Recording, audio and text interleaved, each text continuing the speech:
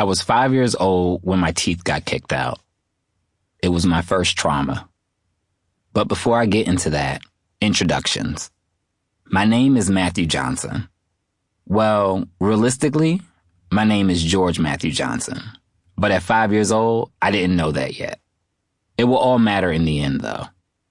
I'm from a small city located in New Jersey called Plainfield, about 30 miles from the bright lights of Manhattan. You could literally drive from one end of Plainfield to the other in less than 10 minutes. It's a compact city with so many interconnected stories. Triumph, tragedy, and trauma all exist within those few square miles. It is a place I once hated, but grew to love as my true home. My only home. My family has been part of the fabric of this city for more than 50 years. My parents both held down city jobs for nearly 3 decades and still live there to this day. My brother and I grew up middle class, or at least what black folk were supposed to think was middle class.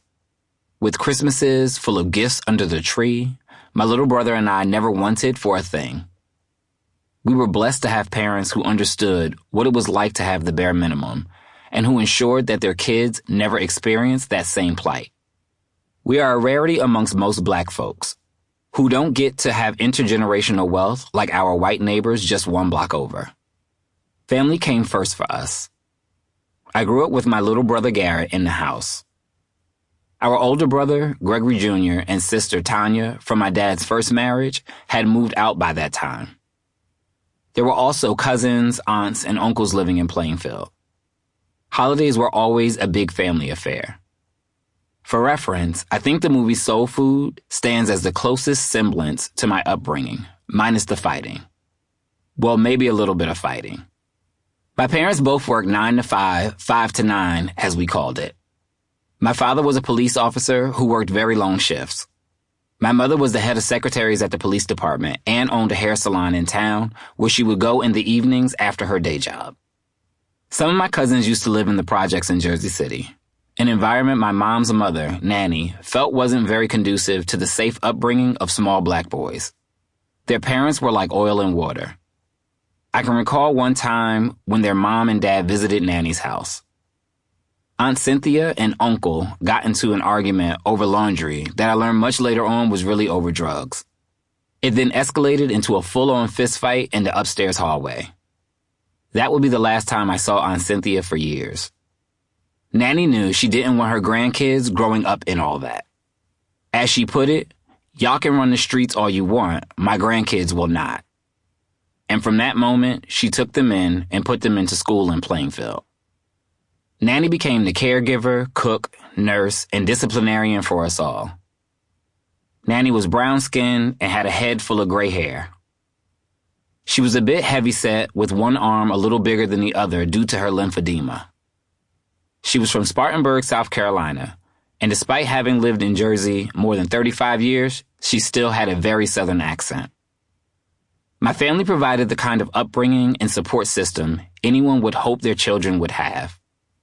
The type of care, wealth, and love that should prevent a child from ever having to experience trauma or the same struggles that affected previous generations. Unfortunately, my life story is proof that no amount of money, love, or support can protect you from a society intent on killing you for your blackness. Any community that has been taught that anyone not straight is dangerous is in itself a danger to LGBTQIA+ people.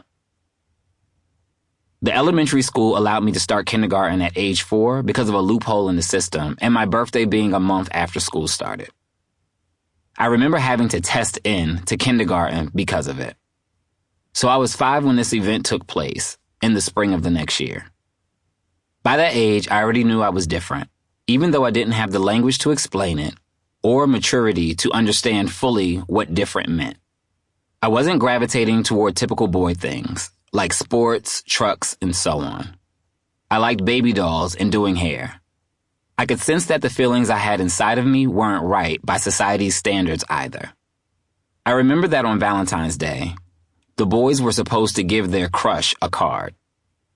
Not wanting to give mine to a boy, I gave it to a girl who was clearly a tomboy even at that age. I was always attracted to the company of boys. I used to daydream a lot as a little boy. But in my daydreams, I was always a girl. I would daydream about having long hair and wearing dresses. And looking back, it wasn't because I thought I was in the wrong body, but because of how I acted more girly.